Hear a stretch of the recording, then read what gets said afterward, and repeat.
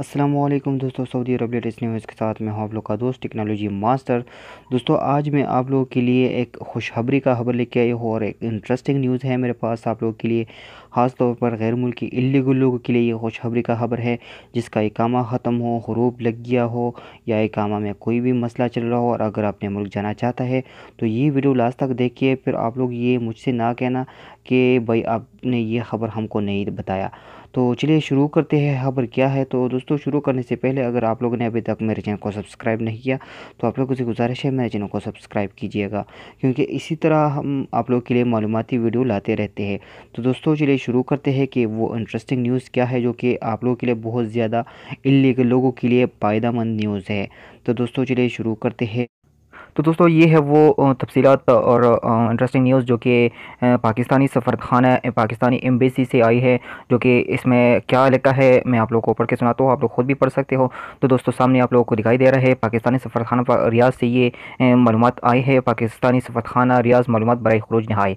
तो दोस्तों, इसमें क्या लिखा है तो दोस्तों आप लोग को अगर पढ़ सकते हो तो ख़ुद भी पढ़े और मैं भी आप लोग को पढ़ के सुनाता हूँ कि आप लोगों ने क्या क्या करना है। तो दोस्तों, सऊदी अरब में मुकीम पाकिस्तानी वर्कर जो किसी वजह से गैर कानूनी हो चुके हैं और वापस वतन जाना चाहते हैं, वो अपनी मालूमात मंदरजा झील फार्म के ज़रिए सफारत पाकिस्तान को भिजवाए ताकि उनकी मालूमात आला सऊदी हुकाम तक पहुँचाकर उनकी वतन वापसी के लिए कोशिश की जा सके।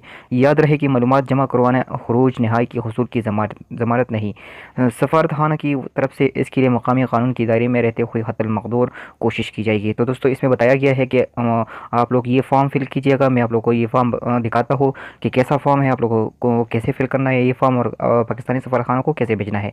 तो दोस्तों, इससे पहले मैं आप लोगों को बताता चलूँ कि ये इसमें लिखा है कि आप लोगों ने अगर इस फॉर्म को फिल करना है और हमको भेजना है, लेकिन ये ज़मानत हम आप लोग को नहीं दे सकते कि लाजमी तौर पर आप लोगों को खरूज नहाई लग जाएगा, लेकिन फिर भी आखिर हद तक हम कोशिश करेंगे कि आपकी मसले को हल किया जाए। ये पाकिस्तानी सफारतखाना पाकिस्तानी एम्बेसी ने कहा है तफसीलात में। तो दोस्तों, वो फॉर्म कैसा है, आप लोगों ने फिल कैसा करना है, मैं उस फॉर्म का जो लिंक है वो अपने वीडियो के डिस्क्रिप्शन में दे दूंगा। आप लोग उधर से जाके डाउनलोड कर सकते हो, कॉल कर आप लोग फिल करके सेंड कर सकते हो उधर से भी, और आप लोग ने ऐसे भी इसको प्रिंट करके सेंड कर सकते हो अपनी एम्बेसी पाकिस्तान।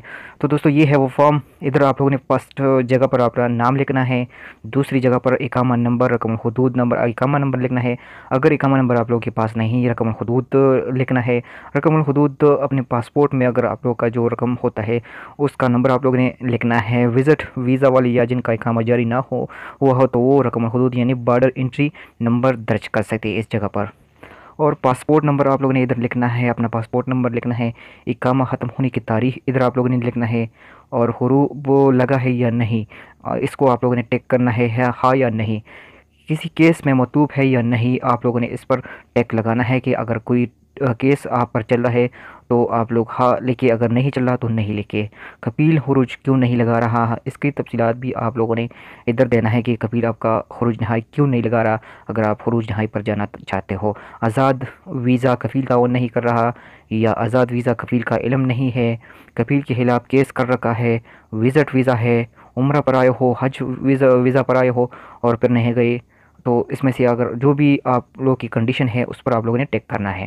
सऊदी अरब के किस शहर में मुकीम हो आप, तो उसमें आप लोगों ने इधर उसमें आप लोगों ने सेलेक्ट करना है कि कौन से शहर में आप लोग रहते हो।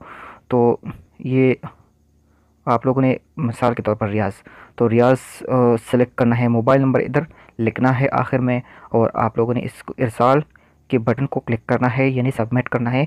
तो आप लोग की जो ये मैसेज है ये पाकिस्तानी एम्बेसी तक पहुंच जाएगी, और जो कार्रवाई उसके बाद वो करेगी तो वो आप लोग का जो इन्फॉर्मेशन है पाकिस्तानी एम्बेसी के पास चली जाएगी।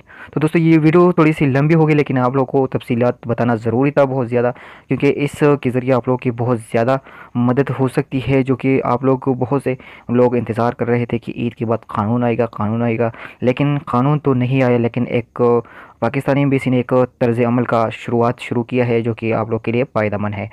तो दोस्तों, इसका लिंक डिस्क्रिप्शन में मैं दे दूंगा, आप लोग उधर से डिस्क्रिप्शन में लिंक कोड के इसको फिल करके इस फॉर्म को फिल करके सबमिट कर सकते हो। तो दोस्तों, अगर आप लोगों को ये वीडियो अच्छी लगी और आप लोगों ने अभी तक मेरे चैनल को सब्सक्राइब नहीं किया तो आप लोगों से गुजारिश है मेरे चैनल को सब्सक्राइब कीजिएगा, क्योंकि इसी तरह हम आप लोगों के लिए मालूमाती वीडियो लाते रहते हैं। शुक्रिया।